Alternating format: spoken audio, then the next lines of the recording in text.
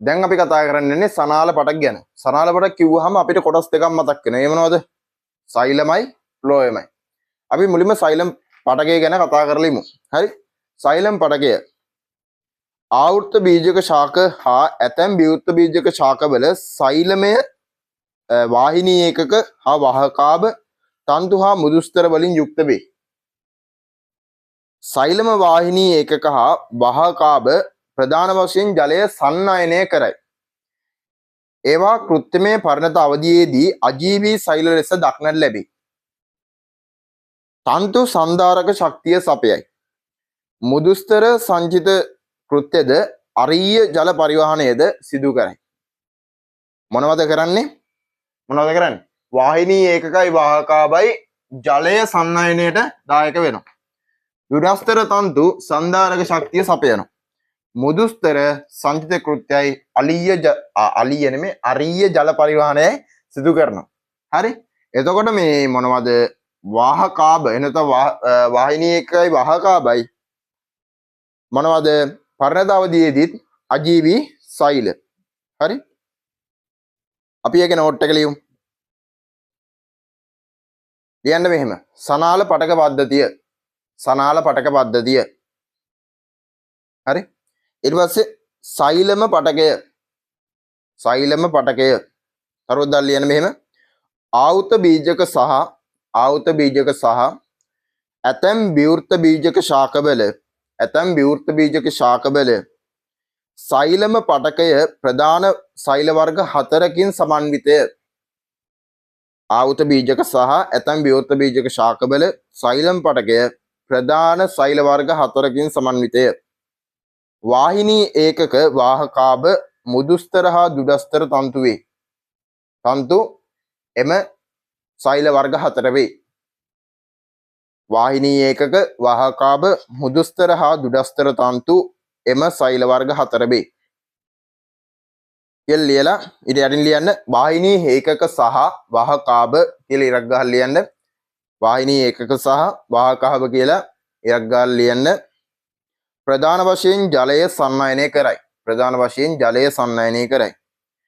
ඊට පස්සේ කෘත්‍රිමය පරිණත අවධියේදී අජීවීය. ඊට පස්සේ තන්තු සන්ධාරක ශක්තිය සපයයි. මුදුස්තර සංචිත කෘත්‍ය හා අරීය ජල පරිවහනය සිදු කරයි. හරි. ඔහොමම අපි යනවා වාහිනී ඒකක වලට.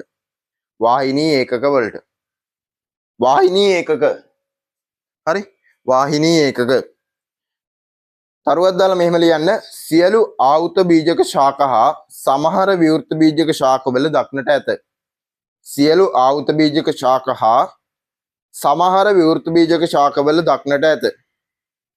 මේවා දිගට සිලින්ඩරාකාර වේ. ඊළඟ තරුව වාහකාභ වලට වඩා කෙටි සහ පළල් වන අතර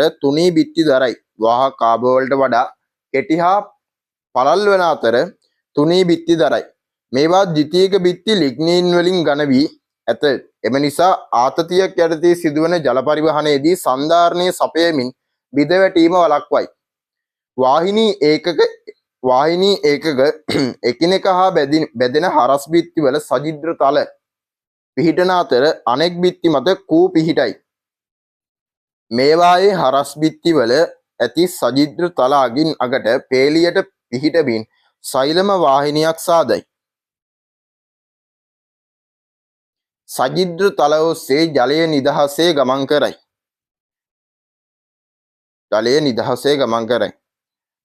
ඊට පස්සේ දැන් මම ස්ක්‍රීන් එකේ දානවා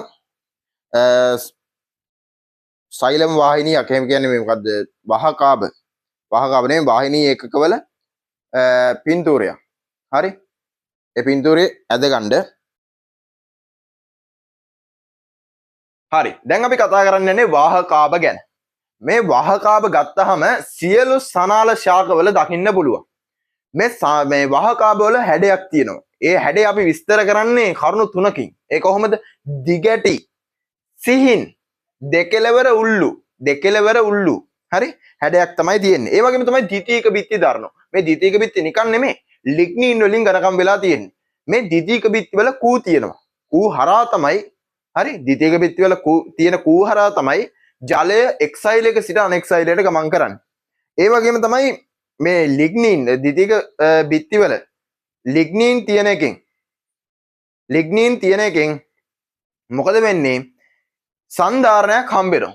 මොන වගේ තත්ත්වයකටද? ආතති තත්ත්වයකටදී සිදුවන ජල පරිවහනයේදී සංධාරණය සපයමින් විද වැටීම් බලක් වෙනවා. හරි. අපි දැන් නෝට් එකට යමු. වාහකාභ සියලු සනාල ශාකවල දක්නට ලැබේ. කියන්න සියලු සනාල ශාකවල දක්නට ලැබේ. සියලු සනාල ශාකවල දක්නට ලැබේ.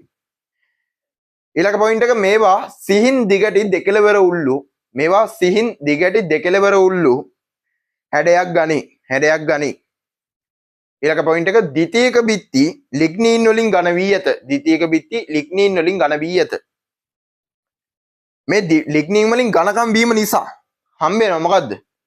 ලිග්නින් වලින් ඝන වීම නිසා ආතතියක් ඇත්තේ සිදුවන ජල පරිවහනයේදී සංධාරණය සපයමින් බිඳ වැටීම වළක්වයි. ඒ කියන්නේ සංධාරණය සපයනවා. බැලන්ස් එක තියෙනවා. හරි බිඳ වැටෙන්න දෙන්නේ නැහැ. බිඳ වැටීම වළක්වනවා. ද්විතීයික බිත්ති වල මොනවද තියෙන්නේ? කූ තියෙනවා. එහෙනම් ලියන්න ද්විතීයික බිත්ති වල කූ පිහිටයි. කූ හරහා ජලය එක්සයිලයක සිට අනෙක්සයිලයට ගමන් කරයි.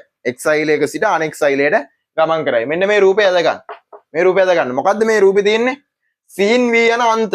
සිහින් වී යන අන්ත. ඒ වගේම කූ තියෙනවා. කූ තියෙන්නේ කොහෙද? ද්විතීයික බිත්ති වල. හරි? වාහකාභ. හරි? එතකොට මේ සිහින් වී යන අන්ත වල ලක්ෂණය අපි කියන්නේ කොහොමද? දිගටි සිහින් දෙකලවර උල්ලූ කියලා. ඒ වගේම තමයි ද්විතීයික බිත්ති මොනවයින්ද ඝනකම් වෙලා තියෙන්නේ? ලිග්නින් වලින් ඝන වෙලා තියෙනවා. මෙන්න මේ ලිග්නින් වලින් ද්විතීයික බිත්ති ඝන වෙලා තියෙන හින්දා අපිට ඒ කියන්නේ වාහකාභ වලින් ඝන වෙලා තියෙන හින්දා වාහකාභ ද්විතීයික බිත්ති ලිග්නින් වලින් ඝනකම් වෙලා තියෙන හින්දා හම්බ වෙනවා මොකද්ද? ආතතියක් යටතේ සිදුවන ජල පරිවහනයේදී සංධාරණය සපයමින් බිඳ වැටීම වළක්වනවා. හරි. ඔය තමයි වාහකාභ වල විස්තරය. හරි. එහෙනම් මෙතනින් සනාල පටක කොටස ඉවර වෙනවා. ඔයාලගේ යාළුවන්ට මේක ෂෙයා කරන්න. ඒ වගේම තමයි වීඩියෝ එකේ හොඳ නරක කමෙන්ට් බොක්ස් එකේ කියාගෙන යන්න. channel එක subscribe කරන්න. ඔයාලගේ යාළුවන්ට මේක ෂෙයා කරන්න. අපේ WhatsApp group වල links description එකේ විස්තරය දාලා තියෙනවා. ඒ විස්තරේ බලලා ඒවට සම්බන්ධ වෙන්න. එහෙනම් ජය වේවා. සුබ දවසක් වේවා. Thank you.